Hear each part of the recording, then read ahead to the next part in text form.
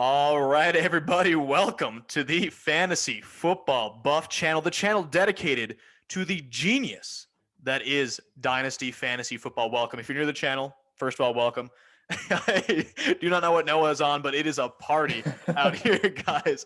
If you're new, welcome. My name's Josh. This is my guy, Noah, and this is the channel we talk Dynasty strategy. We hype up some rookies, and we even break down some Dynasty trade questions. If you're into Dynasty at all, if you're trying to get into it, I would highly recommend hitting that subscribe button and joining the crew. Guys, hindsight is 2020. It's really easy to look back after a season's over and say, this is what you should have done. This is how we should have ranked things. We can't do that. But for this episode today, we're going to do a little mental exercise and jump in that time machine. Right? We're going to go back to your 2020 rookie drafts and redo the whole thing. Right? We have the ADP for your rookie draft last season, and we're going to break down our top 5 rookies, our 2020 rookies from each position, and then redo that rookie draft all over again. So without further ado, let's get it.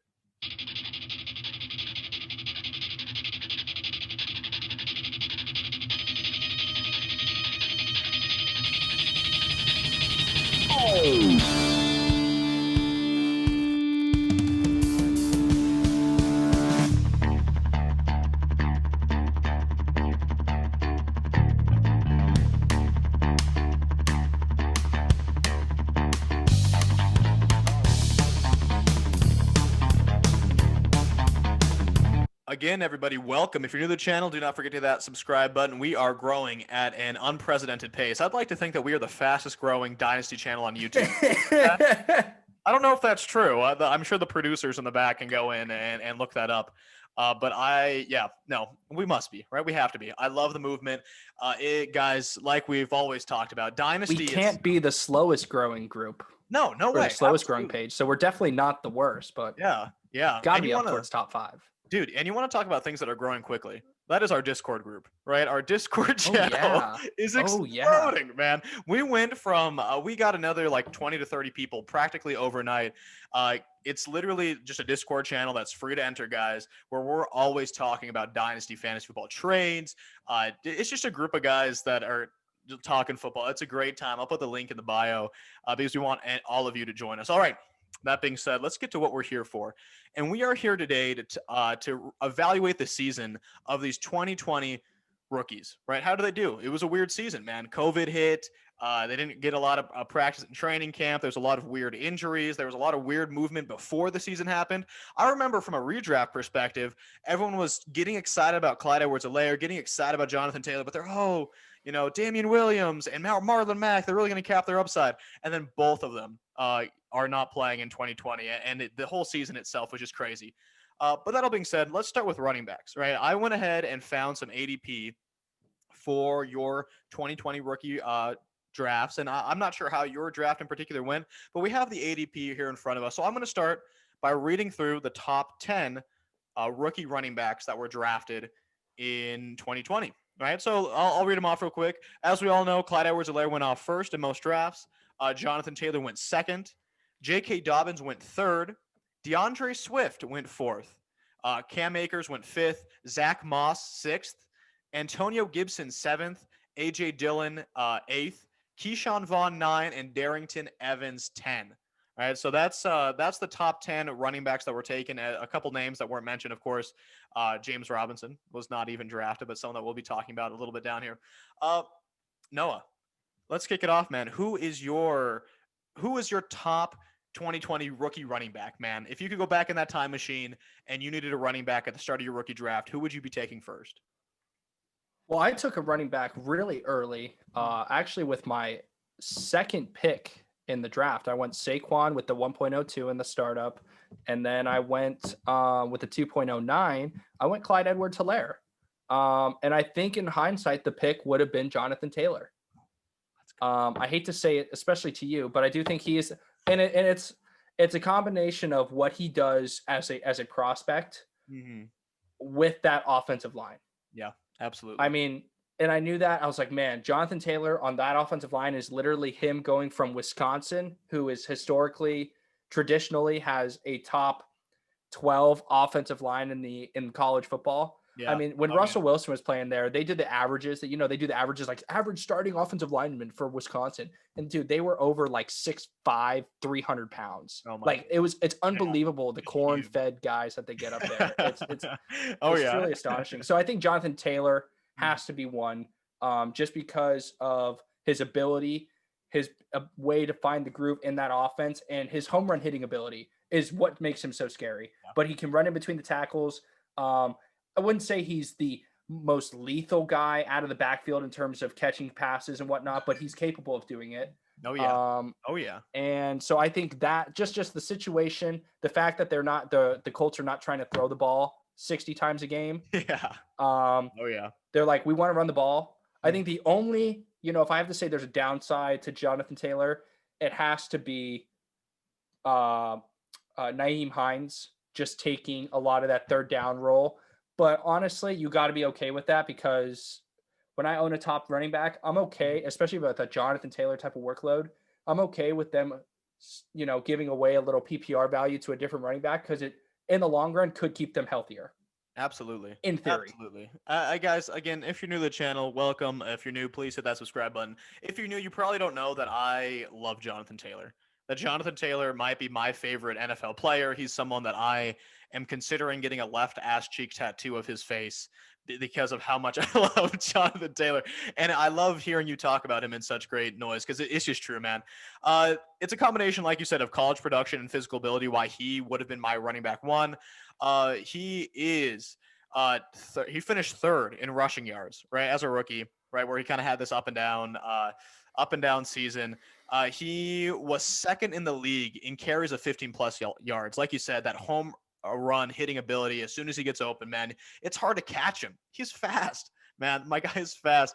And one thing I didn't want to throw out, because you and I already talked about this, but 19th amongst running backs in receptions, right? 19th. So he's top 20 in running back receptions. That's, I mean, considering how many carries he's getting, considering his rushing yards, considering his home run ability. Oh, and he's top 20 in receptions as well. That's awesome. There was a big concern of his drops. His hands were a big question mark coming into the NFL. Well, he was second amongst running backs in catch rate, right? So he wasn't seeing a crazy amount of targets, but he was catching the targets that he saw. And I don't know if you knew this, but I wanted to I know you'd appreciate this final stat now I have for you here. Jonathan Taylor was fourth in the league, right? Fourth amongst running backs in run blocking efficiency. Right? Ooh, I like that. I know you love that, right? So I love a guy that can block. I know you love a man that can block. So, and the way I see it, I love that system. I love Frank Reich, and I do believe a new quarterback will be in there over the next year or two, if not this upcoming year. That defense is dominant, and once Paris Campbell comes back, maybe they add another guy in that wide receiver room in the draft after T.Y. Hilton leaves. Dude, I think Marlon Mack is officially gone as well. Taylor's only 22 years old, man. I'll be honest with you. He's my running back 4. Right, he's my dynasty running back 4. The only running backs I would take over him in a startup draft is Clyde Edwards-Helaire, or not Clyde Edwards-Helaire. Whoa, is Christian McCaffrey, is Saquon, and Dalvin Cook. Right, Dalvin Cook are the only 3 running backs that I would take. Alvin Kamara? No, I wouldn't take Alvin Kamara over him now because of how reliant Alvin Kamara is on receiving ability. Right, gotcha. If they have another quarterback come in who doesn't target Alvin Kamara nearly as much, then all of a sudden his fantasy value is going to dissipate. Jonathan Taylor's just that good, man. He's that good. I'm a very proud owner, and I don't think I could ever trade him for anything at this point. Okay, that being said, that's my love for Jonathan Taylor. I hope you traded for him when his value was down. Let's go to our running back number 2, man. Who, if you could go back and Jonathan Taylor was taken first, who would be your second running back off the board? Kind of a spicy take. Okay. It's, as someone, I own Clyde, love Clyde. It's not Clyde. Interesting. Interesting. I think Clyde's in a great offense. I think what you saw from him in the first couple of weeks really dwindled with the Chiefs' lack of ability to run the ball as an offensive line unit. They just could not run the ball. But a team that wants to have a bell cow, has had a bell cow in the past, wants to incorporate the running back as often as possible. Paid a running back and then had to cut him. Cam Akers would be my second running back off the board. Wow. And he was the second rookie I took in the startup draft. I took him ahead of Russell Wilson, or I took him right after Russell Wilson, right after I took Kyler Murray. I took him ahead of J.K. Dobbins, and I still would. Yeah. And I think it's just because I'm biased. I worked with Cam Akers when I was at Florida State, so I've seen what he can do. I know the personality that he is. He's a hard worker. He's not one to really run his mouth. And he'll play. He's a tough guy. He's not one where he gets banged up and he's like, yeah, I can't go. Yeah. He'll get after it. I've seen his work as a receiver. Awesome. He played quarterback in high school. He made things happen on an offensive line for Florida State that I feel like I could have blocked a little bit better. And that's like yeah, that's just how bad they were. And I don't mean that like in a way of like, I'm a D1 athlete. I mean that in a way of these guys just were terrible. They were just big bodies that could not move. They couldn't block anyone. And Cam Akers still is the only running back, is one of 3 running backs at Florida State history to have multiple 1,000-yard seasons. Wow. Warwick Dunn and Dalvin Cook are the only other 2. Yeah. And Cam Akers did it behind literally the worst offensive line in college football, like the polar opposite of Wisconsin. Yeah. Oh yeah. You know, and so I go Cam Akers over J.K. Dobbins and Clyde Edwards-Helaire. Interesting. That is really, really interesting. That is, you know what's funny is you might have convinced me because I did my initial top 5 rankings I have in front of me, and I actually did not even put Cam Akers in the top 5, which is another hot take. So you and I are on the opposite sides of the spectrum here. And what it really comes down to is the volume. I'm not sure the Rams want a workhorse running back, dude. Yeah, they do. Like, I get it, but also, and I understand, right? Was and I'm Gurley not a workhorse running back? Yes, but I mean, McVay said this whole offseason how much he's going to go a la, Shanahan, where he has multiple running backs in and out of there. And even at the end of the season, when Cam Akers was he did get the bulk of the carries, right, which is true, but they still worked in Henderson. And I understand that Cam Akers got a crazy amount of carries, 28 carries against the Seahawks in the playoffs. But Henderson was also on IR. So I get it. I totally understand it. And he is incredibly fast, right? And so I understand the offense he's on. I totally get that take. You convinced me to at least put me in his top 5. Yeah, please. Just sneak him in at 5, dude. I just don't know. How can you have Jonathan Taylor there when you have Nyheim Hines taking away PPR work, but you're worried about Darrell Henderson? Don't get me wrong. I own both of them, and I love Darrell Henderson, but dude, Cam Akers is a 5-star talent coming out of high school. Alabama wanted him. It was for Alabama, it was either Najee Harris or Cam Akers, and Cam Akers is like, he went to Florida State, and they're like, all right, I'll take Najee Harris. Yeah. Yeah. But Bama was like, Cam, you get to decide. Interesting. Where you want to go. I don't know. I understand the split backfield, but it'd be different if we saw 8, 9, 10 games of sustained, like Cam Akers gets 12 carries, Henderson gets 12 carries. And I just don't think that's the case. I think you're going to see a main Cam Akers workload with Darrell Henderson coming in off the bench. Like Darrell Henderson, in my opinion, is the great, like in basketball, you have 6th man of the year type of thing, first guy off the bench. I think Darrell Henderson's going to be a great first guy off the bench running back where he comes in, gets maybe 8 to 12 carries a game while Akers is getting about 18 to 20 touches, maybe between through the air and on the ground, and they're going to have fun, and Jared Goff needs a run game. He does. No, that's very true. That is very, very true. And I think he's going to be there for a while. Yeah, no, that's very true. And I think, you've definitely convinced me. He's definitely in the top 5. Which is, you definitely convinced me. I don't know, man. And maybe I'm just an idiot, right? Maybe I haven't put enough research and not watched enough Cam Akers at this point. And I do think a lot of people have this opinion, right? So if you're with Noah over here, who's been snorting pre-workout before this video, then, dude, I think he's an excellent buy low candidate, right? Because I think a lot of people have the same perspective that I do, unless they just watch him against the Seahawks and realize he's balling. But that being said, Clyde Edwards-Helaire is my running back too, if I could go back. There's so many good things that we can say about Clyde, right? He was drafted first running back overall, drafted at the end of the first round. He still finished really well. I believe before he got hurt, he was still a top 12 fantasy running back on the season, despite it being his rookie year, despite never really having very many blow up games. My only concern is how little carries he saw once Le'Veon Bell showed up. Right, he was in the double-digit carries nearly every game. Le'Veon Bell shows up on the team. All of a sudden, they're really splitting that backfield. Still getting CEH plenty of targets. but just splitting up. So, I mean, you and I've talked about it before.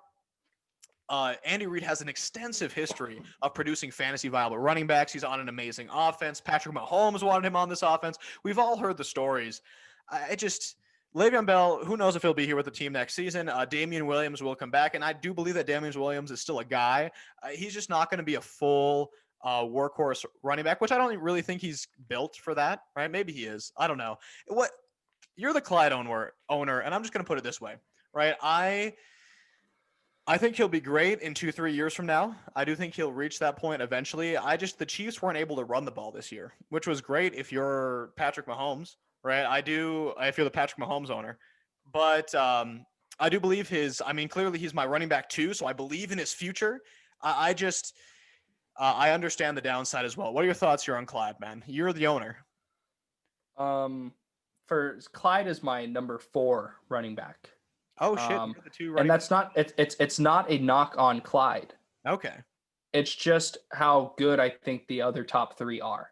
Okay. Yeah. And this is probably how I would have listed these guys' talents coming out of school. Maybe I could, but I will say if Cam Akers and Jonathan Taylor were switched, I would have Cam Akers number 1. Okay. For what it's worth. Okay. But with Clyde, I'm not worried about the Le'Veon Bell situation because I'm okay with him learning from Le'Veon Bell for a year. Yeah. I'm okay with him learning pass protection, things like that. Learning how to be the nuances of an NFL running back. Because, Le'Veon Bell played on awesome Steelers teams. Oh, yeah. Awesome Steelers teams. So, he's got knowledge, and he's got so much to share, I imagine. I'm not worried about the share load because, again, it's not like Le'Veon Bell was carrying the rock and having 150-yard games while Clyde was getting like 30 yards on like 12 carries, Yeah. Their run game as a whole was awful, and that's because of the opt-outs and the injuries. Yeah. The Chiefs have a doctor, like a medical doctor on their offensive line that opted out because he's like, I'm a doctor, I need to go work COVID. And I'm like, dude, respect. Yeah. Yeah. And so that's a big loss. Mm-hmm. They had some injuries along the road. They kind of patched it together, and they're like, all right, we don't need to be able to run the ball. We just need to be able to give Pat Mahomes enough time. Yeah. And that's what their focus was, which is understandable. And they're winning games. Yeah. And the thing is you can't really blitz Pat Mahomes that much because then Tyreek Hill and Travis Kelce run one-on-one. It's like, okay, we can't do that again. Yeah. So I think Clyde is going to get his carries. I mean, when you watch the Chiefs on their Super Bowl run, Damian Williams tore it up. Yeah. They want to run the ball. Because if the Chiefs can run the ball, the passing game gets that much scarier. Yeah, it's true. One feeds into another. And I think Clyde, another great guy that will get a lot of PPR points just by, Tyreek Hill deep, Travis Kelce covered deep. Okay, Clyde. Yeah. Clyde. Oh, yeah. Clyde. Yeah. Clyde. Absolutely. Clyde. That's where I fall at. Do I think he's the most talented guy? No, but I think he's got it in between the ears. Mm-hmm. And he is a guy, for as small as he is, always falls forward. Yeah. Dude, he's got a low center of gravity. Yeah, he has good contact balance because of it. He's like how everyone used to call Doug Martin the muscle hamster. Yeah, I remember that. I think that's a more appropriate term for Clyde. Yeah. And not in like a derogatory way, but just like he's just like jacked and he's super small, but he's just like an Energizer bunny. He's like, and that's what he is. Like, he's not going to burn you away like on a huge runs, like, and burn you down the sideline like Jonathan Taylor does when he's with his 4.3 speed. But he does all the little things right. He's on is there an offense better than the Chiefs? No, I definitely don't. He's the running back of the future on the best offense with the best quarterback with as of right now, the best tight end with the fastest receiver. I mean, at the very least, he's going to get work just because he's the Chiefs running back. Yeah. Yeah. So that's where I fall. Fantasy production, yes. Is he the most talented? No. But does he fit that offense extremely well? Yes. Yeah. Yeah, no, dude, I totally agree. And I think a lot of people's views are tainted because of the craziness of this past season.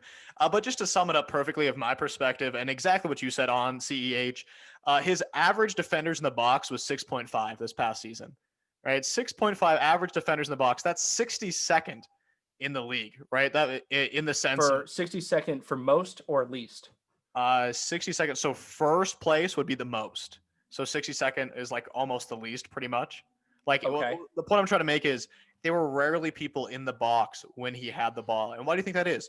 Because all the reasons you just said, Tyreek Hill, Patrick Mahomes. You can't stack the box against Pat Mahomes, dude. You'll get torched every time. Yeah. So give him a year to learn with Le'Veon Bell, see how he develops.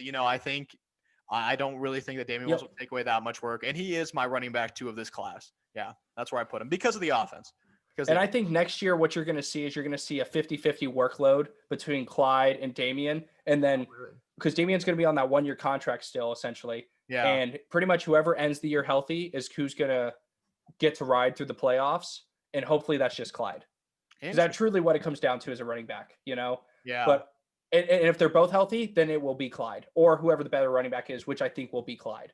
Interesting. But I think it's going to start off the season 50-50 because it's hard to have a running back start the year and end the year getting 20 to 30 touches a game. Yeah. Your body's going to get destroyed. Yeah.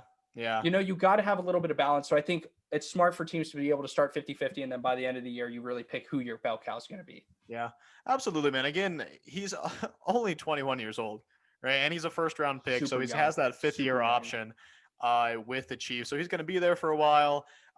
Yeah, and we'll see how the splits work. But I do think he's someone, again, you can probably buy low on if you also put him 2nd overall. I know my enthusiasm didn't reflect my ranking, but that's just my perspective on it, man. I made up for it. I like it. I appreciate it. That's why we keep the Clyde Edwards-Helaire on the call for sure, man. All right, who's your running back 3? If you could go back, who would you take as the 3rd running back off the board? J.K. Dobbins. Oh, there you go. I like it, man. And again, it's talent with landing spot. Yep. The Ravens, wow, it's really interesting. The Chiefs are going to want to be the most pass-heavy team in the NFL. The Ravens are going to want to be the most run-heavy team in the NFL. The thing that is their quarterback takes away carries. Yep. And they're going to play 2 to 3 running backs a game. I think next year, if Gus Edwards and J.K. Dobbins are like the 2-headed monster, like the 2 running backs and Mark Ingram's out, and they maybe have just like Justice Hill as like the 3rd reserve guy. Yeah. I really do think you're going to see 10 to 15 touches for Dobbins, 8 to 12 touches for Gus Edwards, 5 to 10 design rushes for Lamar. Yeah. And I think both J.K. Dobbins and Gus Edwards are startable every single week if that's the case. Yeah. Like Nino in our league, I traded Nino, my brother. I traded him Gus Edwards for my 3rd round pick back, which is the 22nd pick in the draft this year. And I told my brother, I think you can start both of those guys every single week. And maybe one week you'll have one guy do 20 and 10, maybe another week you'll have like a 30 and 2 type of week. But as long as those 2 guys as a whole, when you start both of them, can combine for about 30, 15 points each, that's what you want out of your running back situation, But I think both of them are startable. And that's why Dobbins is below Akers and below Jonathan Taylor, but is still above CEH, because until I see CEH demand some of that pass work, I like Dobbins because Dobbins is going to be their 3rd down back for them. He can make plays out of the backfield. So it's a combination of being on the run heavy offense, being probably their 3rd down back, but the knocks are Gus Edwards is going to take away carries, Lamar Jackson's going to take away carries. And honestly, they're not going to get as many snaps in the game. Like their games are going to be fewer snaps, fewer possessions because they run the ball so much. Yeah. Versus the Chiefs, if every incomplete pass, you stop the clock. It's like, okay. But like on run plays, the clock just keeps rolling, So you got to look at those type of things too. Interesting. So J.K. Dobbins is actually my running back 4. But everything you said was exactly what I have written down. Literally in my little summary here, I have J.K. Dobbins will never be a workhorse. That's what I wrote down. At least not next season. I wouldn't say not next season. No, not next season. I think the Ravens love their current running back room. I think like you said, Lamar Jackson's going to take away carries. So I definitely think I know the Gus Bus is a free agent going into this next season, but I'm almost positive he will be a Raven next year as well. And again, I don't really care if he's not a workhorse, right? He has the physical ability. He has the receiving ability. He is so explosive with the ball in his hand, man. Like I have it right in front of me here, his game log, right after Mark Ingram got hurt, weeks 13 through 17, right? 13 through 17. Now, he did have a blow-up game in week 17 where he had 2 touchdowns on only 13 carries. But in those 5 games, he never had more than 14 carries. He had 11, 13, 14, 11, and 13. Those were his carries, right? Without seeing many targets either. It's not like the Ravens really target their running backs a whole lot. But during that period, right, with barely double-digit carries, he was the RB10 during that 5-week period because of how good he is with the ball. Right. And that's what I said coming into this season is if J.K. Dobbins is going to be fantasy viable, all he needs is like 13, 14 touches, man. Give him 13 carries with a couple targets, and he will be a high-end running back 2, if not a low-end RB1 with upside if he gets a couple touchdowns, man. And again, all these guys are rookies, but still super young. Right, super young and has all the talent in the world. And then you put him on that offense where the linebackers need to worry, of course, about Lamar Jackson. So how are you going to, on that play action, how are you going to stop J.K. Dobbins, right, without having Lamar Jackson burning you for a 40-yard touchdown in the back of your head? So I agree with you, man. I have him at 4. Two things to add there. Absolutely. We have said that the Ravens offense is an incomplete masterpiece. Yeah, absolutely. When you get a outside threat like an Allen Robinson, for example, Kenny G, Kenny G, Chris Godwin, type of player that makes the defense respect the pass a little bit more, you're going to start seeing those stacked boxes be a little less stacked, which should help the run game, but also should help the running back pass game. Yeah, absolutely. And the only other knock I have on J.K. Dobbins, or it's kind of a knock, but it's also like if this trend continues, it's awesome. He scored a lot of touchdowns this year as a fantasy back. Yeah. Which is not always something you want to see out of someone that hasn't had a lot of volume, because it's like, okay, are they just touchdown dependent or are they actually good? Yeah. But the thing is he scores that many touchdowns because he gets all the goal line work. Yeah. Gus Bus doesn't get the goal line work. Dobbins does. Interesting. And that's what I find interesting is that they like Dobbins in the red zone. And if you can trust a rookie in the red zone, dude, the scoring potential, touchdowns win fantasy leagues. Yeah. Touchdowns win football games. Especially as dumb as that sounds. Wow, hot takes, man. Yeah, thank you, Trent Dilfer. Because how many times are they going to be in that red zone too on that offense, right? I'm totally with you, man. So J.K. Dobbins, you have him at 3. I actually have him at 4. Like I said, I have DeAndre Swift at 3. And I know you hate the Lions. I know you hate the Lions. I'm well aware of that. Right. But I was excited about a number of things. One, I hate Matt Patricia. I'm a Patriots fan. I remember his defense. It was fantastic. I hated him on the Lions. He's gone. Right. I loved him coming into this season. Right. I loved his physical ability. Right. I loved everything he can do. I loved his receiving ability as well. We saw that this past season, man. He saw 4 or more targets. Right. A lot of games with 5 targets in 11 of the 13 games he played. 4 or more targets in 11. That's insane. That is amazing. Now, I don't know if that's going to change depending on who they bring in as the head coach, but you just pair the physical ability with the fact that they'll probably have a young and up-and-coming quarterback, hopefully sit behind Stafford and learn, the fact that you'll have a new coaching staff coming in. Again, you and I have talked about ascending offenses, and I think the Lions have that potential to do so. If they play their cards right, you add that in with the draft capital and the natural ability that Swift has, and that's why I'd put him as 3 right behind Clyde Edwards-Helaire. But you could totally make the argument 100% to take Dobbins over him. But I currently have Swift just ahead of him because I think Swift, dude, it's kind of a apples and oranges situation where it's like, okay, go ahead. Sorry. Yes, Swift will probably see more targets than Dobbins will. Swift might even see more carries than Dobbins will. But Dobbins is in a much better offense. And the lanes that he'll see because of Lamar Jackson, because of the weapons on the outside, give him a knock ahead. So it's tough, man. It's really tough to evaluate the two of them. But I currently have Swift ahead of Dobbins, but I can make the argument either way. I understand Swift, and I would be banging the table if Swift were literally on any team, any other team. Yeah, I know you just hate the Lions, man. I just don't like the Lions. And so I don't have Swift in my top 5 because of the Lions. Okay. Interesting. Not because of his talent. So I don't have Swift in my top 5 because of the Lions.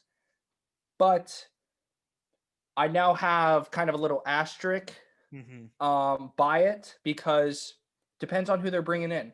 Yeah. Yeah. You know, a change in direction, change in head coaching staff can make me change my opinion on Swift. Yeah.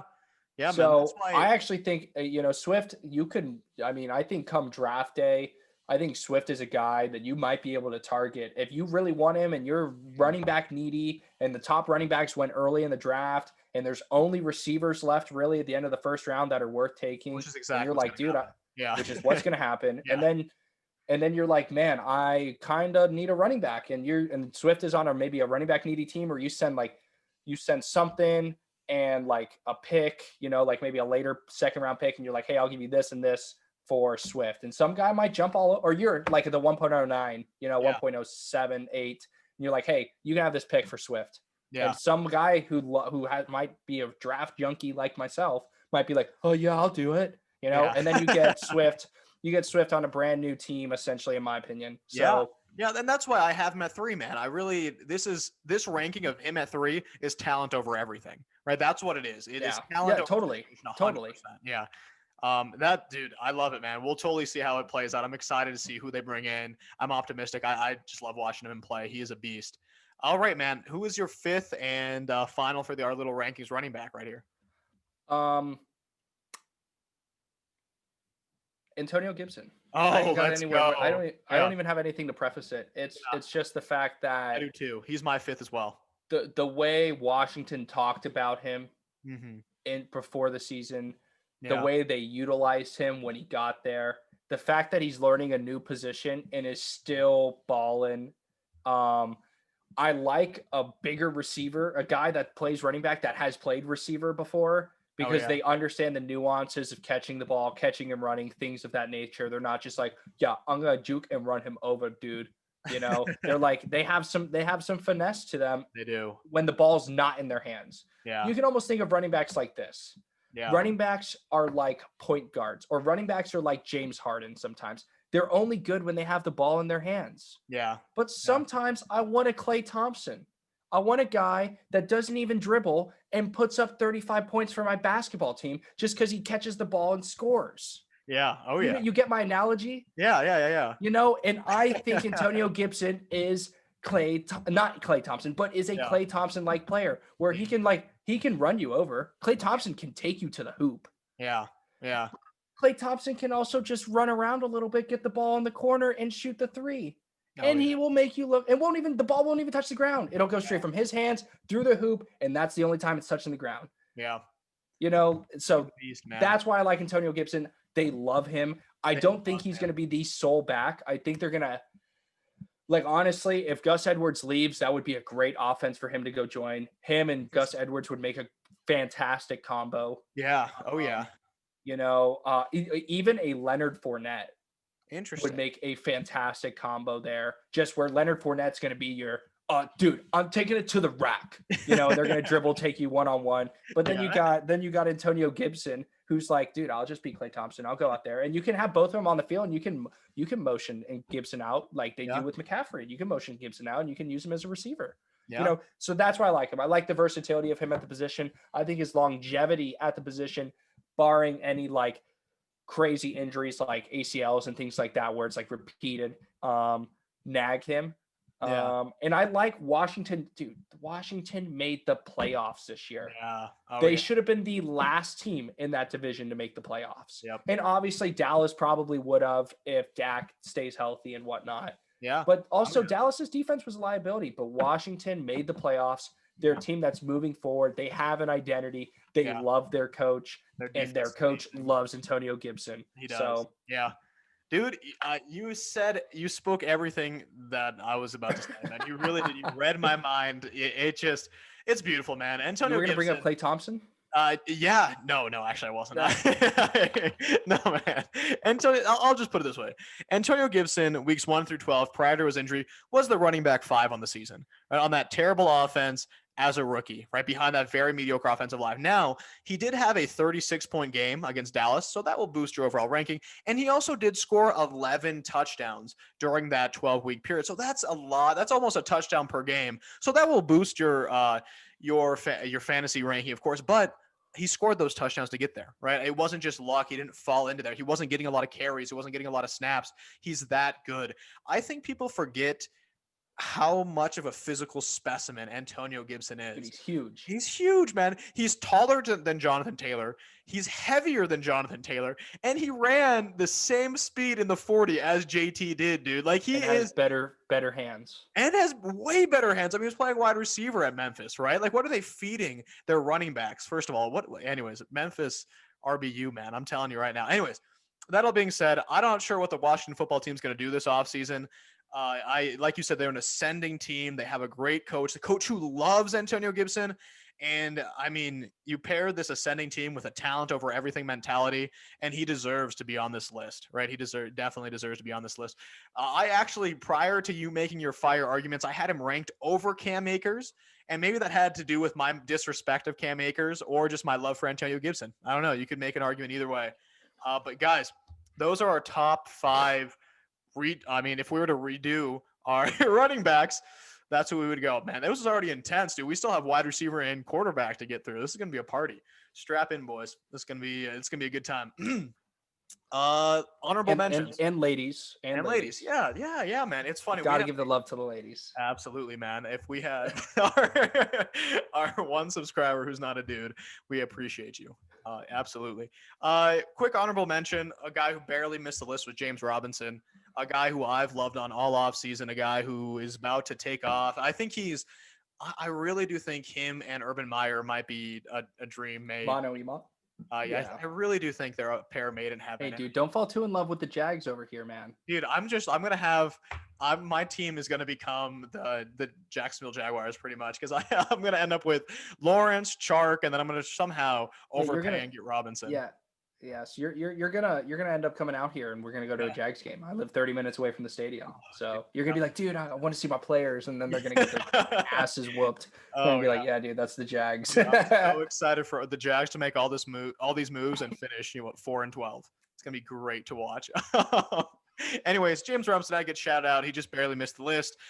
There's a lot of guys that we didn't talk about, like the Zach Mosses, A.J. Dillons, Keyshawn Vaughn, Darrington Evans, with the other guys on that top 10 that didn't reach it. Out of that list that I just mentioned, my favorite's probably A.J. Dillon. Same.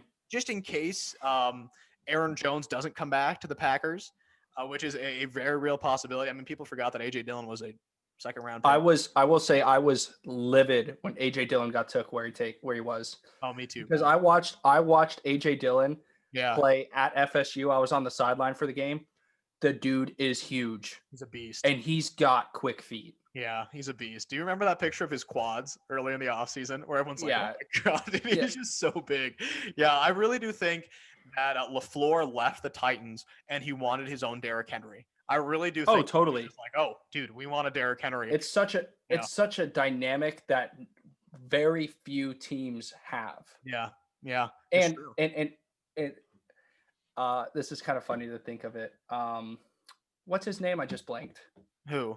LaFleur? AJ Dillon. Sorry. No, AJ. Yeah, sorry. AJ Dillon is everything Eddie Lacy wish he could have been.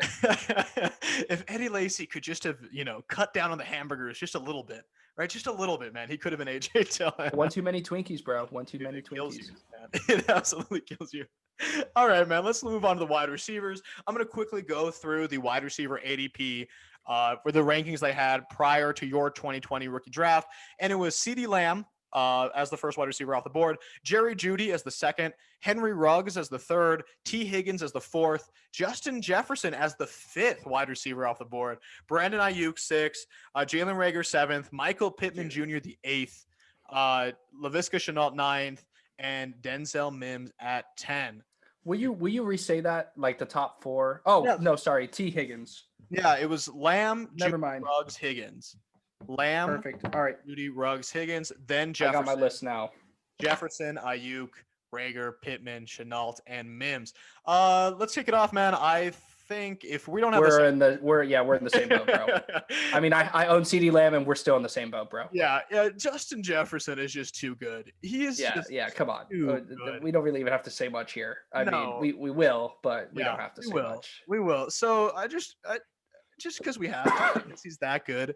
16th in the league in targets, which was a surprise to me, man. A surprise to me seeing. I thought the Vikings were going to be a run first team. I thought that he was going to be the second on that team in targets. I don't know if he saw more targets than Thielen, but I can check that out. Anyways, regardless, 16th in the league in targets, 4th in receiving yards. Right, he's balling once he gets the ball in his hands. We're going to give him a little bit of wiggle room, right? We're going to go in and say he didn't really get a full allotment of snaps until week 3. So weeks 3 through 17, which is a long period, right?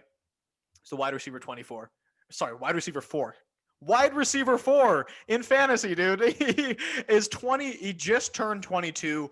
And I have a really difficult time in general ranking dynasty wide receivers. I have a really, really difficult time ranking dynasty wide receivers because we have guys like Devontae Adams, like Tyreek Hill, who like even Michael Thomas, DeAndre Hopkins, who are slightly older, but are balling every single week. And then we have so many good young guys. And I'm sitting here looking at DK Metcalf, looking at AJ Brown, looking at Justin Jefferson and seeing what he did and being like, how do I rank Justin Jefferson, who did this at the age of 22, outside of my top 3 dynasty wide receivers? Like, I have a really, really difficult time doing it. I could make the argument, okay, this guy can be first, this guy can be second. If I was in a startup draft and it's me staring down the board and it's either Justin Jefferson or DeAndre Hopkins, that's a really tough decision to make. Right? That's a tough decision. It is a tough decision. I'm not going to firmly say he's a top 3 dynasty wide receiver, but people have made that argument and I respect that argument. Do you have anything else you want to add, man? Because he's just a beast, dude. He's just a beast. As long as the Vikings can continue to run the ball like they do with Dalvin Cook, he's going to be an option. And as long I will say, life for Justin Jefferson gets worse if they can't have someone start stepping in for Adam Thielen down the road. You don't think you don't think he can be a wide receiver 1? You think he needs someone on the other side? I'm not saying he can't be a wide receiver 1. Yeah, but it's like, okay, as a defense, we stop Dalvin Cook. Yeah. And we don't let Justin Jefferson get the ball. Yeah. Let someone else beat him. We'll let Dalvin get the 3-4 yards, but we're not going to let Justin Jefferson get the big plays. Yeah. And that's what it really comes down to. I'm not saying next year's going to be it, but going into maybe 2020, leaving 2022, going into 2023, the Vikings are going to have to start making adjustments on who's going to be the second fiddle to him. Yeah. Oh yeah. And it's not that I doubt Justin Jefferson. It's just, that's the reality of the Vikings offense. Yeah. Because at least while Kirk Cousins is still there. Absolutely, man. Absolutely. And I do also want to highlight to everyone, there was like a switch in the offense where Justin Jefferson had a great start to the season. And then week 10, he saw 10 targets. And from there on out, he saw 5 targets the week after, but then he never saw less than 8 targets, which is insane, man. You pair those amount of targets with that ability. He's only 21 years old, or he just turned 22. It's great, man. He's definitely a baller. He's my wide receiver 1 in this class, and I don't think that's really a hot take at all. But yeah, that's pretty much all I have to say about Justin Jefferson, man. Let's go on. Okay, real quick question, just because we're a dynasty page and I love talking about rookies. Did Justin Jefferson, right? Everyone was worried about him not being able to play outside the slot, and he said F you and then balled out in the NFL. Did Justin Jefferson make Jamar Chase, or did Jamar Chase make Justin Jefferson? Or did Joe Brady and did Joe Brady do it all? Yeah, and Joe Burrow and Clyde Edwards-Helaire, are they the reason? I really do. I can't really answer that question. I don't know. Yeah. I didn't get to watch. I watched LSU last year. I didn't get to watch them extensively all the time, like snap by snap by snap. And that's what I would have to do to get a good opinion. Yeah. But I do think that LSU offense last year, historic. This Bama team was probably the best college football team in the past 5 years. Yeah. But last year's LSU's offense kicks the living shit out of this year's Bama's offense. Yeah, I agree 100%. So I really think we're going to look back on this. I mean, we already are, but even 3-4 years, I think we're going to look back on the talent that was on LSU last year, and we're going to go, holy smokes, dude. Yeah. So I really think all the above are true. Yeah. I think all those pieces came together. And when LSU was recruiting Joe Burrow to transfer from Ohio State to go play at LSU, they knew it was for the 2019 season. Interesting. And they go, because whoever recruited him, I can't remember who it was, said, I know what kind of talent we're going to have. You just need to come in and learn the system. Yeah. And we're going to ball out. Yeah. And I mean, we saw it happen. Yeah. Absolutely, dude. I love it. I know that I like throwing questions your way that don't have an answer. That's one of the favorite part of this. All right, man. Who's your wide receiver 2? I think you and I are probably on the same page, unless we're off. Go ahead. Who was your wide receiver 2? If you could go back. My boy CeeDee Lamb. Absolutely. I mean, I took CeeDee Lamb 4th round, I want to say. I think I jumped in the 4th round to come get him. And in our startup draft, I took him in the 4th round. And I mean, I know you got the numbers. I don't have the numbers in front of me, but he's came into the season as the number 3 receiver there because he's playing behind Amari Cooper and Michael Gallup, who are awesome. Mm-hmm. When Dak was healthy, he was awesome. The Dallas didn't need a receiver, but he fell to them, and the Dallas is like, we can't not take him. Yeah, he's too good. He's too good. And I think CeeDee Lamb. I think he will end up being better than Justin Jefferson because I think if you flip their roles, I think CeeDee Lamb puts up better numbers than Justin Jefferson did this year. Interesting. That's really, really interesting. I do think they're in a very similar tier. Before I was talking about how Justin Jefferson is a border and arguably a top 3 dynasty wide receiver, I don't think CeeDee Lamb's that far off. I really don't think CeeDee Lamb's that far off. Just watch him play. Just landing spot.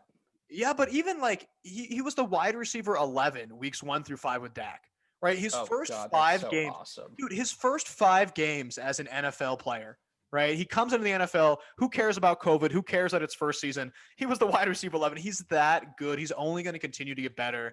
And that offense is so amazing. The targets he's seeing, especially when Dak comes back, he finished as the wide receiver 22 on the season with Ben freaking DiNucci under center, man, with Andy Dalton under center. He still finished as a top 24 wide receiver as a freaking rookie. I agree with you. Third on the depth too. Like not just like as like the only guy to throw to. Yeah. Like they had many options, both in the run game and the pass game. And that's my thing. It's like, what's his name? Michael Gallup's has 1 more year in his contract, then it's going to be a free agent. He'll play 2021 in Dallas, and then he's going to be a free agent. There's no way Dallas re-signs him. They'll just go get another rookie or another cheaper guy to play that third receiver position. Yeah. And CeeDee Lamb is going to be that guy. Yeah. I mean, Jerry Jones is like, you're wearing number 88 because that is the Cowboys' best receiver. If you're wearing 88, you're the best Cowboys receiver on the team. Yeah. And I think CeeDee Lamb, I would still take CeeDee Lamb over everyone else. Maybe except, dude, I think I'd still take CeeDee Lamb over everyone else in this year's and last year's draft. Wow. On talent alone. Okay. I mean, I knew Zach was going to take him, and I was like, I got to jump him. Otherwise, I'm not going to have him. Yeah. And so I jumped him and I got him, and there's no way I'm selling him. I think he's that good. He had some drop issues, and that's the thing, but he's a rookie. He's going to get him. He's going to get him worked out. He's going to get it figured out, but he's just that talented. I think his ceiling is DeAndre Hopkins. Yeah. If not better. Not better. I don't think that's a crazy take, man. I really don't. I think he's that good, man. I genuinely agree with you. So yeah, he's someone I wish that was on my team. In our startup draft, if you guys are looking for startup draft advice, stop disrespecting rookie wide receivers like I did coming in, because I did not get enough of them on my team. And Denzel Mims, who I did draft, is no longer on my team. So it's all right. My team worked out. My team. All right, man. Who's your third wide receiver? Biased because he's on my team. Okay. But I like him because his coach loves him. Yeah. Micheal Pittman. Really? Is the wide receiver 3? Really? Wide receiver 3. Oh, see, that's some biased shit right there. But explain it to me, man. I love the way he plays. He's a huge physical specimen. 6'4". He comes out big dude. Big dude. Yeah. And you know me. a receiver that can block is a receiver that will get the rock. And because no block, no rock. Yep. And he plays so many snaps for them down the stretch. Yeah.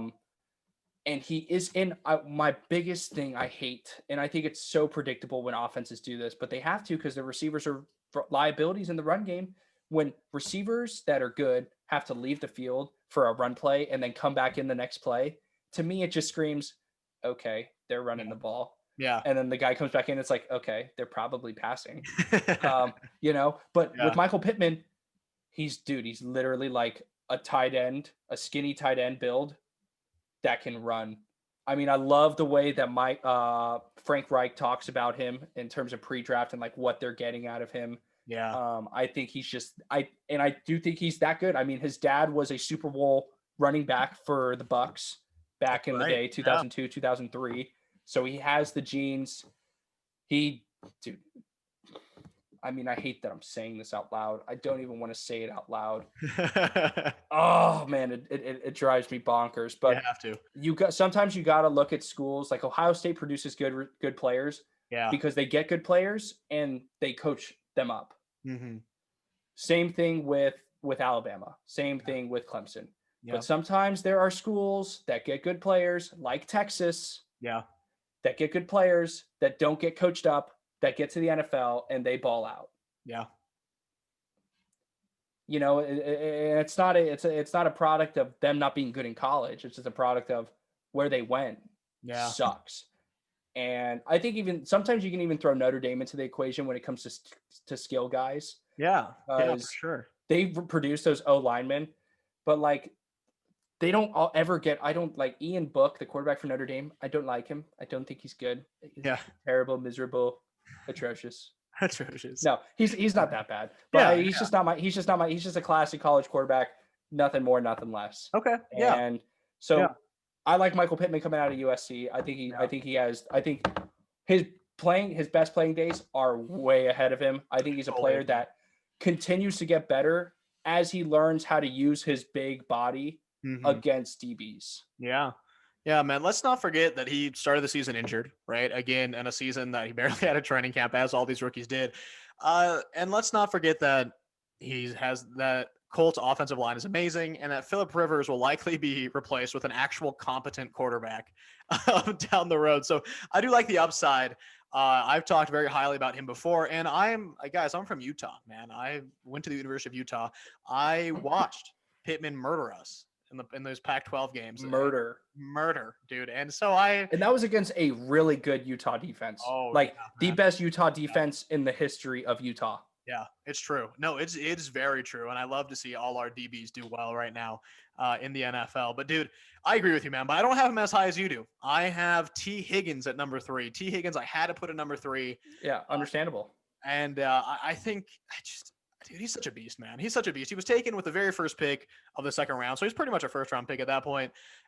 He was the wide receiver 13 with Joe Burrow under center. I think wide receiver 13. So he's pretty much he's just balling, man. As a rookie, he was supposed to be AJ Green's replacement. And he just I'm not going to wait a year and play behind AJ Green. I'm going to earn a spot on the field and then ball and become a legitimate fantasy weapon. Like I wish I had T. Higgins on my team. I've made multiple trade offers to get him because I am the Joe Burrow owner. It's never going to happen, man. It's just, it's not going to happen. Too good. He's too good. He's someone that I personally do have him. I don't have my official Dynasty rankings ahead of me. And again, ranking wide receivers can be very tricky, but I think he deserves to be a top 15 Dynasty wide receiver, if not higher, man. You can easily make arguments to put him a little bit ahead of that because of the offense he plays and because of the quarterback, because of the draft capital, because of the physical talent, la-di-da-di-da-di-da, because he was the wide receiver 13 with Joe Burrow. He's just too good. He's so great, guys. Anyways, let's move on. Who is your wide receiver 4? Is it Pittman now, or who would you have there?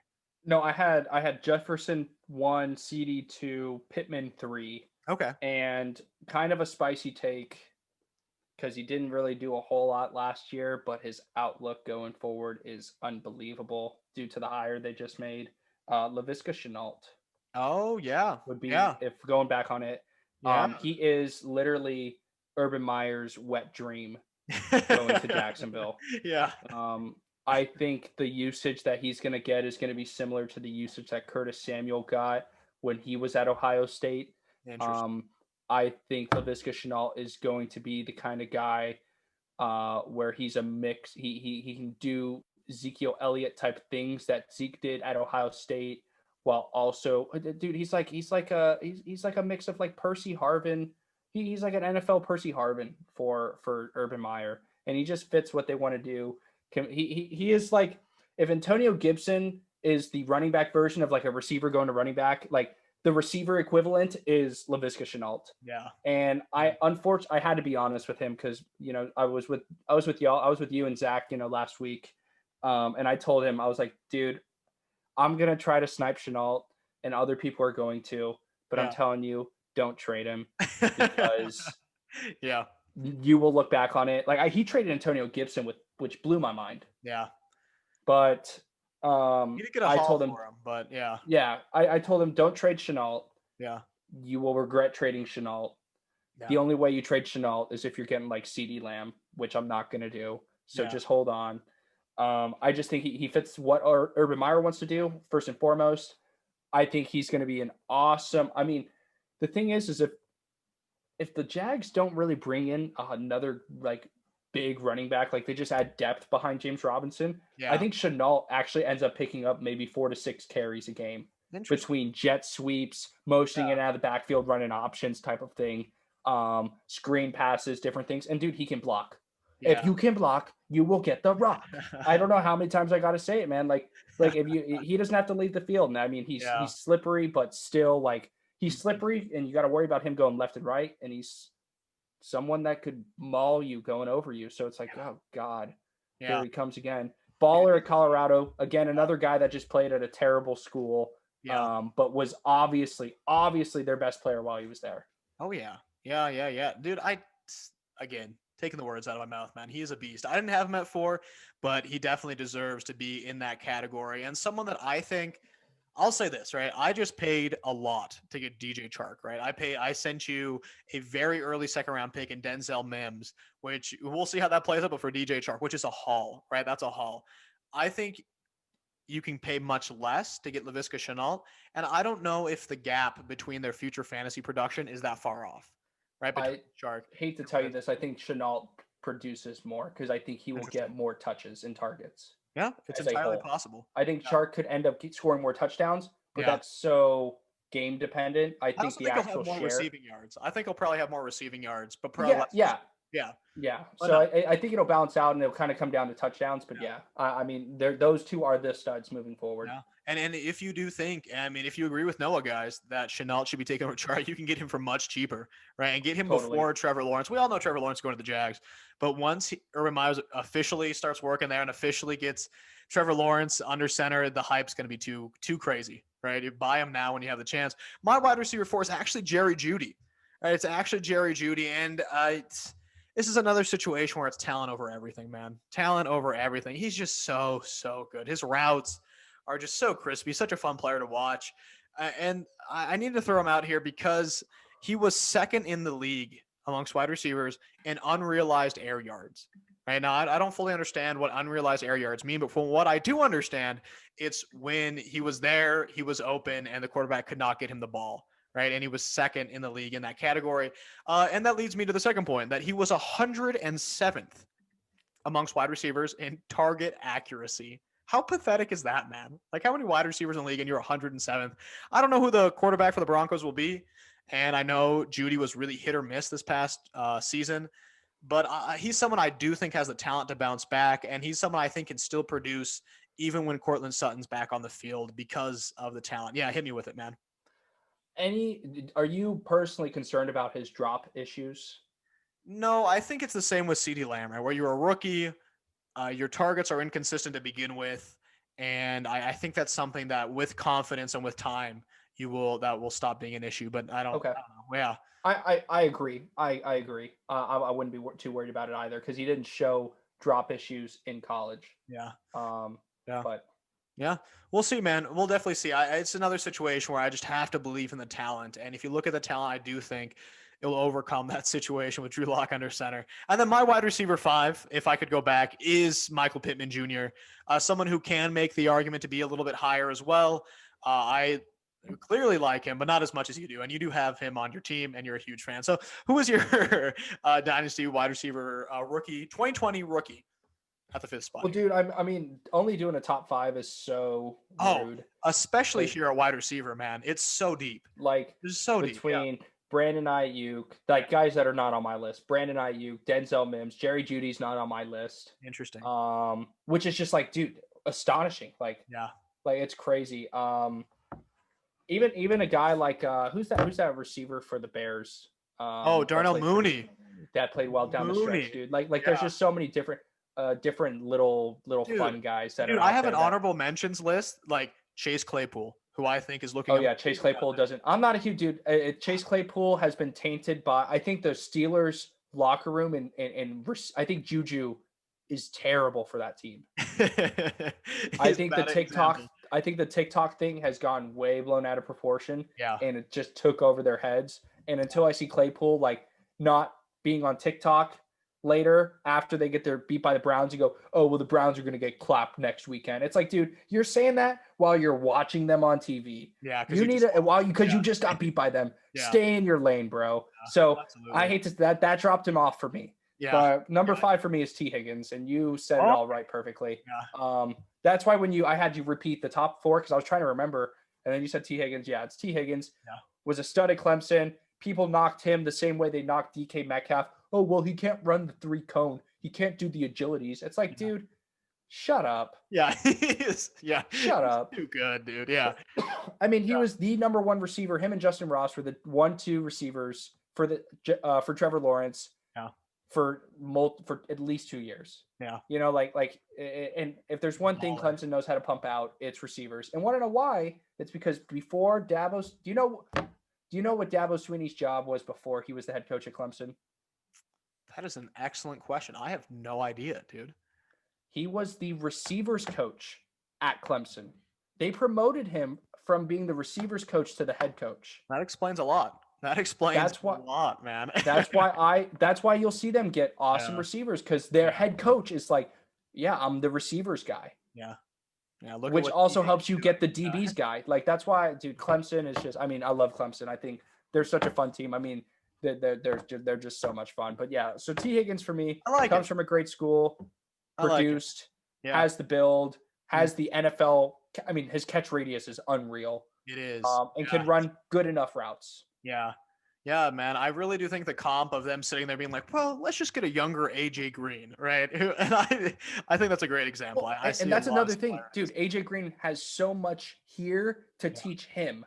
Yeah. And I love rookies getting to learn from awesome vets. Oh, yeah. I love it. Absolutely. And I hate to say it, quarterbacks are the only ones now that don't get that luxury, which really is upsetting to me. I really do wish teams, and that's why, who knows if Jordan Love will or will not pan out. But the fact that the Packers are like, of course he's not going to dress. We have Aaron Rodgers. Yeah. Why would we dress him? We have Aaron Rodgers. Yeah. So which is all the question we were asking last year at their first round pick. Like, in the first round? See, and that's the thing. I'm not saying I agree with the decision. Yeah. Because I would have went differently, especially with how many receivers were still on the board. Oh my God. Micheal Pittman and T. Higgins were both on the board, in case you're wondering, along with many. Brandon, dude. Brandon, Chase Claypool was on the board. Yeah. It goes on and on. Anyways. Yeah. One wide receiver I would like to mention is just Bryan Edwards. Right, it's just Bryan Edwards. Don't forget about another guy on my team. Another guy on your team. Guys, he just looked he struggled this whole season with an injury, looked really good coming back. I mean, for what it's worth, he had the same injury in February or March of last year that Deebo Samuel had in the offseason this year. Interesting. Same injury. Yeah. Same injury, same procedure. Yeah. And you saw a similar recovery. They feel like they can push it, but then their foot just destroys them when they push it. Yeah. It's not that they're risking getting hurt. It's just that the soreness of it, because they're putting so much pressure when they're trying to plant and cut on that foot. It's just like, dude, that foot's got to heal. Yeah. And they can play, and not playing isn't going to necessarily make it worse, but it's just tough to bounce back week after week. Absolutely. But no, Bryan Edwards, was a stud at South Carolina. He was so good at South Carolina, man. And who was throwing to him? God, I don't even remember, man. Exactly. That's why I asked. Exactly. Yeah. Fuck. That's really funny. He's just so good. Jake Bentley.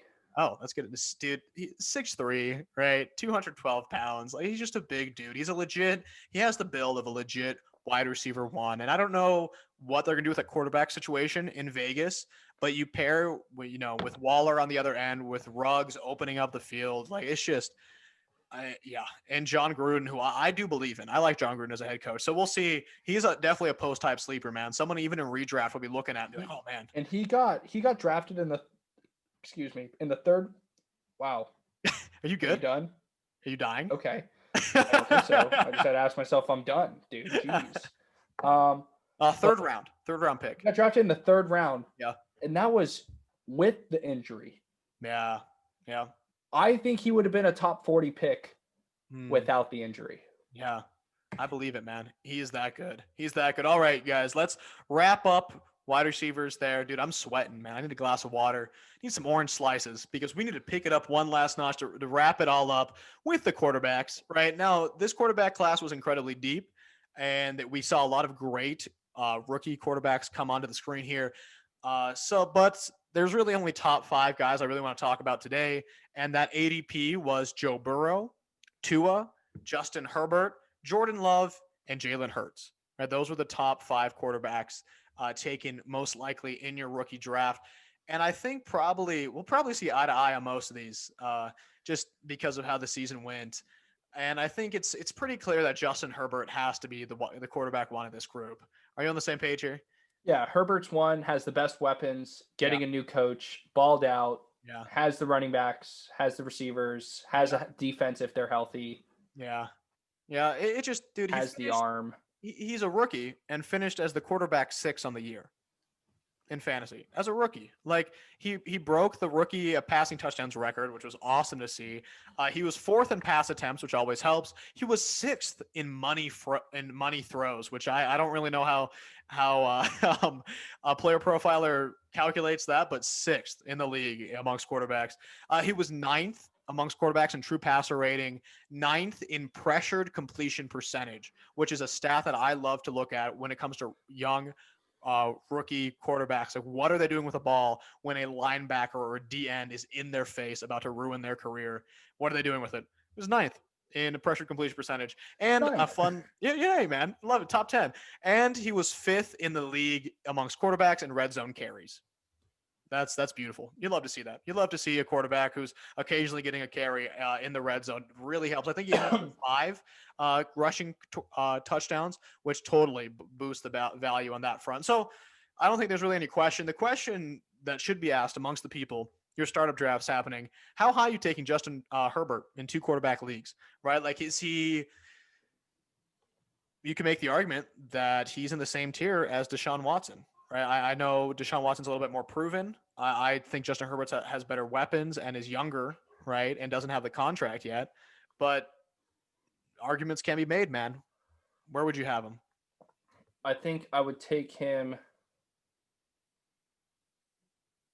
Because personally, let's quickly just go through the top quarterbacks, and we can kind of say who you'd rather take. Right, Patrick Mahomes, Justin Herbert. It's got to be Patrick Mahomes, right? He has the contract. Patrick Mahomes is proven. He's a generational type talent. Just keep going down the list, and I'll say yes until I think about it. Let's go Kyler Murray. I take Kyler Murray. Josh Allen. It's got to be Josh Allen. Lamar Jackson. The questions start being asked. Dude. I still take Lamar Jackson, personally. Okay, interesting. I think they're in that same tier. This is where the conversation starts for me. Because then after Lamar Jackson, Fantasy Pros has Deshaun Watson immediately after him. Personally, I still take Deshaun Watson. Interesting. And then they have Dak Prescott and then Justin Herbert at 7. This is where I would start taking Justin Herbert. Yeah, I think so too. They have him above Russell Wilson and Joe Burrow, which I understand that range completely. Me too. Yeah, I think that's about right. I think you could make the argument that he should be taken over Prescott, right? Because of the age and because of at least he is certain to most likely stay at the Chargers over the next 5 years. We don't know what Dak's future holds for now. But yeah, we'll see. We'll see. That is, and I don't really love the situation going on with the Texans and Deshaun Watson right now. Oh, dude, I'm hoping Deshaun ends up in Miami. That would be personally. Sweet. That would be sweet. That would be really, and we'll talk about this in a second here. But let's switch to our next quarterback. Who's your second quarterback out of this group? If you could go back, Joe Burrow. I love it. I mean, yeah. I mean, if Joe Burrow doesn't get his knee destroyed, yeah, the which quarterback was number one conversation is completely different. Yeah, I agree. Because if roles were flipped, it would be Burrow as one. Yeah. You know? And so, I mean, Burrow, dude's awesome. Dude is awesome. He's a baller. He's a gamer. He wants to win. Dude, honestly, I knew he was a stud, obviously, when I watched him in college. Yeah. But it cemented that he was going to do great things when he, post winning the national championship, had that picture of him smoking the cigar. I'm like, that's like Joe Namath legendary type of things, iconic. Yeah. So I'm like, yeah, Joe Burrow's got the sauce, bro. I'm telling you, man, he does. I totally agree. I'm the Joe Burrow. I just hope that offensive line can not destroy his career like Andrew Luck and the Colts offensive line did.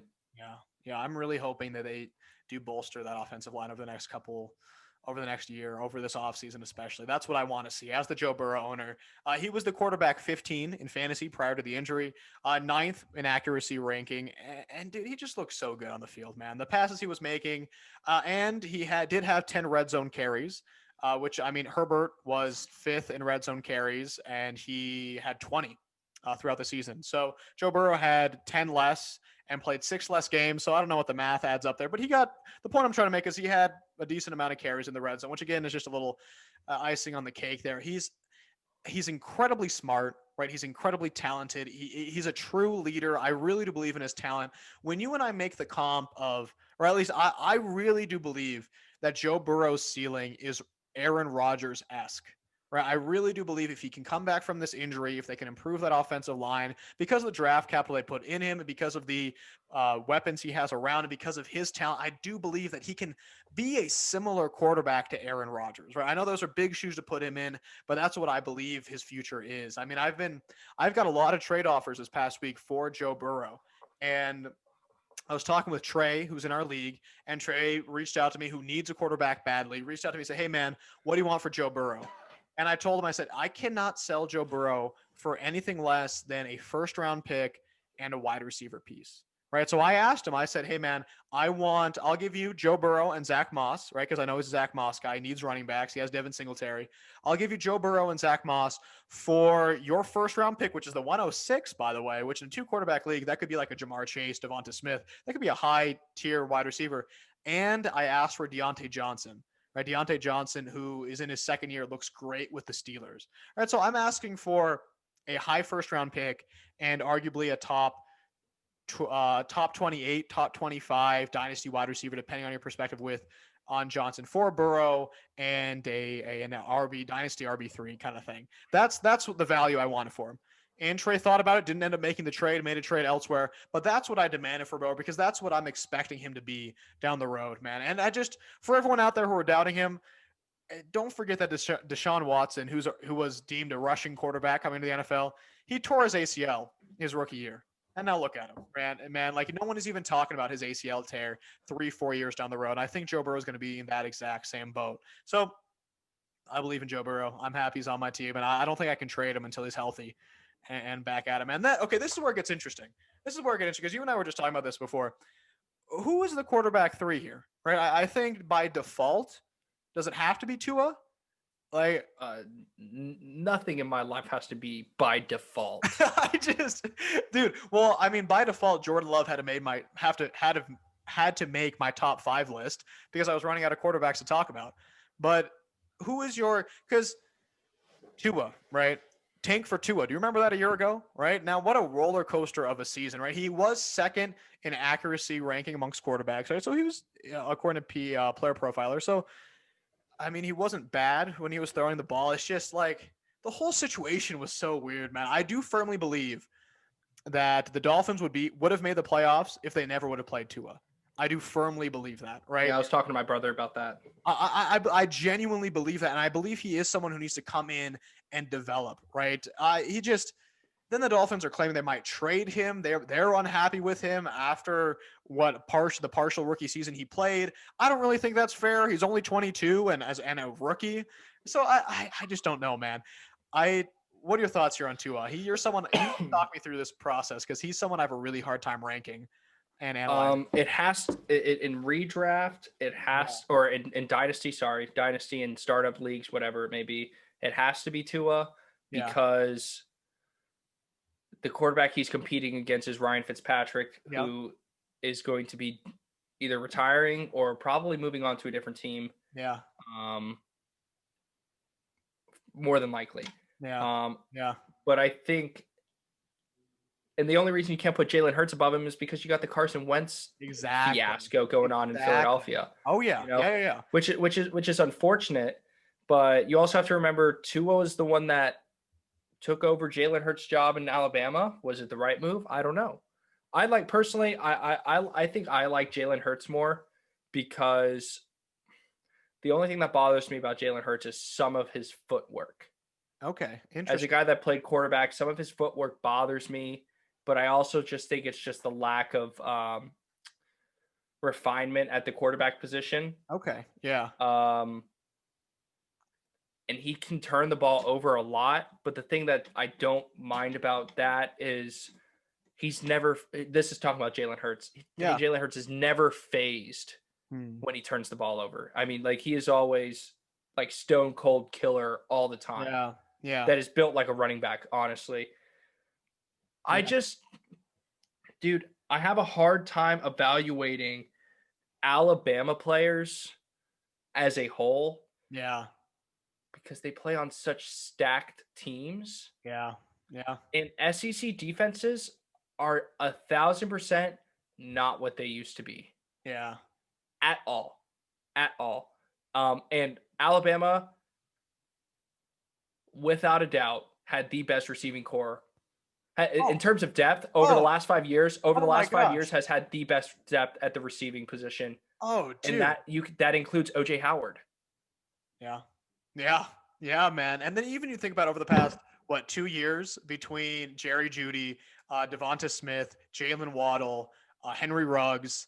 Am I missing anybody?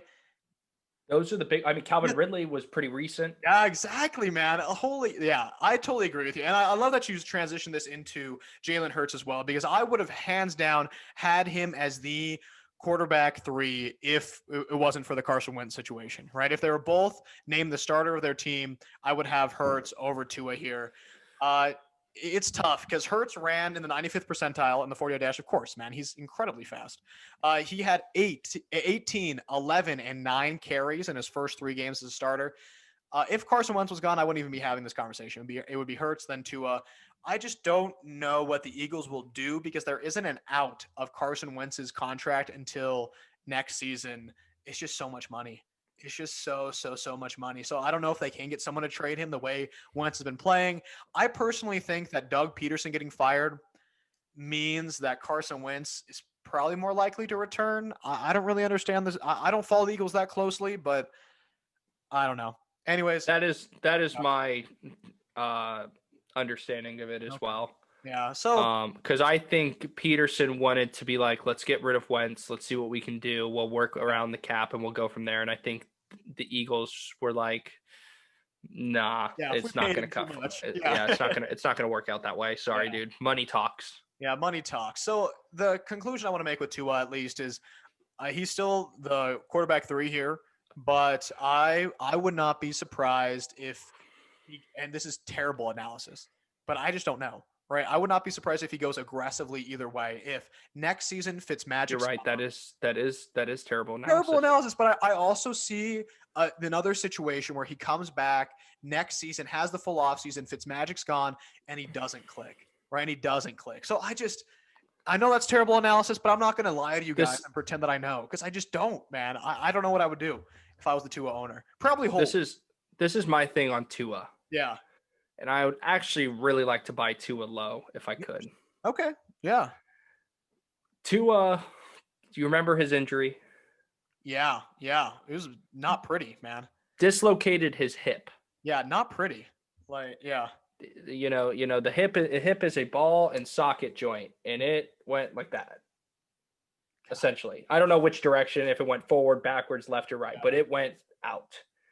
And so what he had to deal with during the offseason is worrying about making sure his hip is okay, not necessarily worrying about how good he is at football. Yeah. So I think they wanted to see what Tua had to kind of gauge where he's at. Yeah. But I don't think what we saw this year is a fair assessment of Tua and his ability. Yeah. Like, and it's not like, and the thing is, you can't compare Ryan Fitzpatrick to Tua because, in my opinion, Ryan Fitzpatrick is in his prime. Yeah, man. After how many years? Yeah. He's 38, but he is so good. Yeah. He is so good.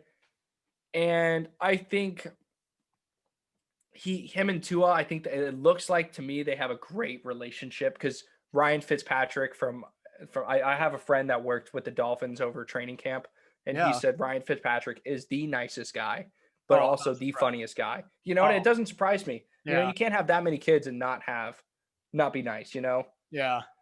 Dude, I was listening to a podcast the other day. They were asking us, like, if you could pick any NFL player to party with, who would you party with? And a lot of people said Gronk. This was last offseason, so some people said Juju. There's a lot of great examples. Dude, I want to party with Fitzmagic, man. It sounds like he's like, I could see him just bam-bamming beers. Like, it's just a beast, man. Like, he was someone I would want to party with, but that's just me. Man, that's a great question. He would actually be a lot of fun to party with. That's the question we need to be asking, right? The question, not enough. Him, or I feel like Minshew. I feel like Baker would be fun to party with, maybe. I don't know. Dude, I feel like if you partied with Baker, you would like be having fun, and then all of a sudden things would kind of take a turn, and you'd be like, I don't know how I feel about being here anymore. And he'd just be looking at you like, sorry, I just woke up feeling dangerous this morning, type of thing. And I'd be like, he's trying to fight you for no reason. Yeah. That's awesome, man. But I like Tua. I think his best days are ahead of him. Absolutely. And only 22. And the thing is, let's play the hypothetical that the Dolphins trade away Tua to the Texans to get Deshaun Watson. Yeah. It is not an indictment on Tua. Yeah. It's just you have the chance to get Deshaun Watson. Yeah. With a defense that is almost there, a offense that is almost there. Oh, especially that, like Jamar Chase in the first round. Yeah. Exactly. Yeah. So, like, I mean, yeah. So I now if Tua goes to the Texans, okay. Yeah. We got another issue on our hands because who's he throwing to? Texans literally have nothing to work with. Yeah. So how dare you? That's why I don't think the Texans get a trade done. Yeah. So anyway, but yeah. And then we have Jordan Love at 5. We already talked about him. Yeah. This is how I see it. Jordan Love is someone who I think you can get for nothing right now. He's someone I think you can get for practically nothing that I kind of want on my taxi squad. I don't know who in our league has him, just in the sense that, okay, Aaron Rodgers is amazing, right? He's absolutely amazing. And I know we have this stigma of Aaron Rodgers kind of being a dick after everything that happened with Brett Favre and just all the rumors you hear about him personally. Rodgers is 39 years old, and there is a potential out of his contract next season, which I don't think is going to happen. I really don't think going into next year they're going to get rid of him. But I do see a potential situation, right, where he's 39 going into next season. He's 40. The whole Brett Favre, Aaron Rodgers ordeal all over again. Vice versa. Maybe Rodgers takes a slight step back, right? Maybe he's getting a little bit older, but maybe not. Aaron Rodgers is an amazing quarterback, right? And they're top in the NFC, right? So I can't sit here and talk shit. He's had an amazing year. He threw for 45 touchdowns this season? Like, I can't say anything bad, right? That's why you can get him for so cheap. But Jordan Love was a first-round pick, and he's practically free. See him at some point. They're going to want to see him at some point. And Dynasty, the trick of winning your Dynasty league is being first, right? Even if you're wrong, right? That's the whole point of taking the risk. That's why he's so cheap, because he's not guaranteed. But if you can get him while his stock's at nothing, right, you have a potential legitimate quarterback down the road. If you believe in the talent, I personally, I mean, again, I'm from Utah. I watched him play at Utah State, and I didn't think he was anything special. I just know he has a cannon for an arm. But I also believe that about Josh Allen. Right? I had a very similar feeling about Josh Allen. And look how the NFL molds you. And if he learns behind Aaron Rodgers, and if they bring in another wide receiver, and then yeah. Anyways, so he's someone I think you can get for super cheap that you just throw on your taxi squad and don't even think about it, right? I have, what's his name? What's the quarterback who was drafted by the Cardinals a couple of years ago? Josh Rosen. Yeah, I have Josh Rosen on my taxi squad, right? He probably shouldn't be on my roster, but I do because I just like to throw young quarterbacks on my taxi squad and see what happens. You just like to hoard quarterbacks, dude. I really do, dude. Him and Dwayne Haskins are so. Yeah, dude. You just like to hoard, bro. Like, true. You say that. Declutter, bro. Declutter. You say that for now, but in 3 years from now, when Dwayne Haskins and Josh Rosen are starters, we'll see who's laughing. Actually, there will always be. Going into week 1 of any regular season, there will always be 32 quarterback starters. And maybe you'll have 8 of them. And I'll say kudos to you, dude. Kudos to you. Congrats. You own a fourth of the quarterbacks in the NFL. Congrats. I do have way too many quarterbacks on my team, especially now that I landed with a 101. It's a little crazy. I need to make some moves this offseason. That all being said, man, I actually got to run. So we touched on the top 3 positions here. We could talk about tight ends if we wanted to. I don't know, man. Give us your quick spiel on tight ends because hit me with it. I mean, we've talked about Harrison Bryant on this channel, but again, I like a tight end. Cole Kmet looks good out there. Yeah. And I think it'd be Bryant, Cole Kmet, and Trotman from the Saints. Mm-hmm. And my read on tight ends as someone, I love tight ends. A tight end is a young quarterback's best friend. Yeah. But what I want to see out of a young tight end, I want to see them on the field because you got to think, what's the biggest learning curve going from college as a tight end to the NFL? If you had to guess, what do you think it is? Probably reading defenses. No, blocking DNs and linebackers. Oh. Yeah. NFL linebackers and DNs are a little bit tougher than blocking college DNs and linebackers. Yeah. And so if you can get a young tight end that can do those things in their rookie season, that's what I view as a success. And then at that point, you got to ask, well, are they just a run blocking tight end? Like, what's that guy that plays for the Ravens? Nick Boyle. Yes. Yeah. Pretty much a predominant run blocking tight end. Oh yeah. Essentially a glorified fullback. Yeah. And so you have to ask yourself, does this rookie tight end or second year tight end that is in on run plays, is he just a run blocker or is he a receiver that happens to be able to run block? Yeah. Yeah. I think Harrison Bryant is, and I've seen him. He won the Mackey Award, which is the best tight end award in college football. He won that 2019. Yeah. Scored super duper touchdowns. I mean, it was just so much fun to watch and had some good looks this year. Same as Cole Kmet, same as Trotman. And I haven't watched as much Trotman and Kmet because I love Harrison Bryant. That's who I'm going to spend my time watching personally, just throwing it out there. If you can get Harrison Bryant, if he's on your waiver, I'm still saying buy. You can even, if you're deep at tight end, you can still even just throw him on your taxi squad for the year because Austin Hooper will not be lasting forever in Cleveland. I'm just saying it. So that's what I look at for tight ends. Harrison Bryant's still my number 1. And then I guess you could just do 2A, 2B because I don't know enough about the other 2 tight ends. Yeah, I'm with you, man. Perfectly said. Perfectly said. We'll end on that note because I have nothing else to say, guys. Guys, thanks for joining us, man. Again, you're looking for a group of guys to talk Dynasty with, join our Discord channel. It's awesome. It is awesome. And if you're new, subscribe, man. We love the support. We appreciate interacting with you guys. Let me know on Instagram if you have any further questions at fantasy.football.buff or just comment questions down below, man. We love talking about it. That all being said, we appreciate you all, and we will see you very, very, very soon because the next episode, we're going to do a full Dynasty startup mock draft. I've got a lot of questions about startup strategy. I've got a lot of questions about what I would do from a certain pick. We're going to do a full mock draft for the next episode, so subscribe. That's something you're not going to want to miss. We appreciate you all. We'll see you next time. Peace.